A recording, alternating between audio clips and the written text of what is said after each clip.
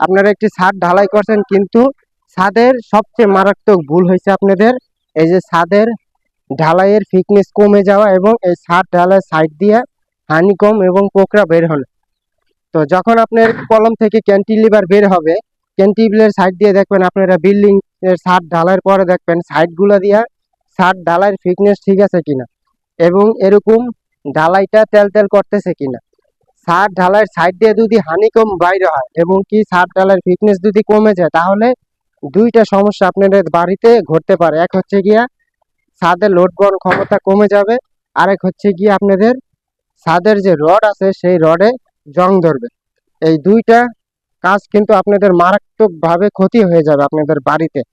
তো সচরাচর আপনাদের বাড়িতে এই ভুলগুলো হচ্ছে, কিন্তু আপনারা নিজেরা কেসগুলো ধরতে পারতেছেন না।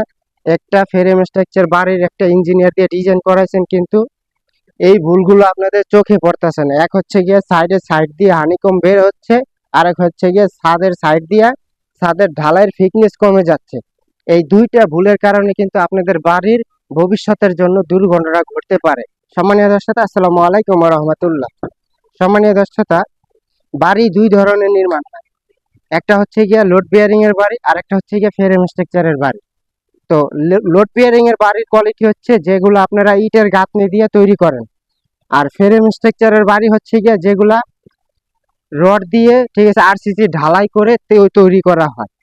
তো সম্মানীয় দর্শক, লোড বিয়ারিং এর বাড়িগুলোতে এমনি ঝুঁকিপূর্ণ হয়। আর যারা আপনারা ফ্রেম স্ট্রাকচারের বাড়ি নির্মাণ করেন, ঠিক আছে, রড দিয়ে এরকম ভীম কলম করে, তো সচরাচর আমাদের দেশে যে ভুলগুলা হয়, এই ভুলগুলো আসলে সচরাচর অনেক ইঞ্জিনিয়ারই তুলে ধরে না, এবং কি তাদের খেয়ালও হয় কিনা আমি বলতে পারি না।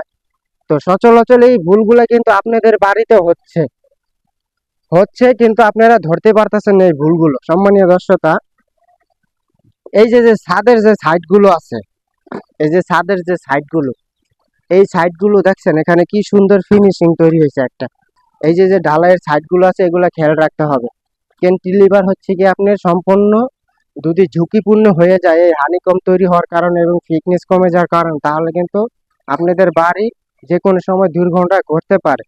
তো আপনার অবশ্যই ছাদ ঢালাইয়ের সময় যাতে হানিকম না তৈরি হয় এবং এরকম সুন্দর যাতে ফিনিশিং হয় ঢালাইগুলো।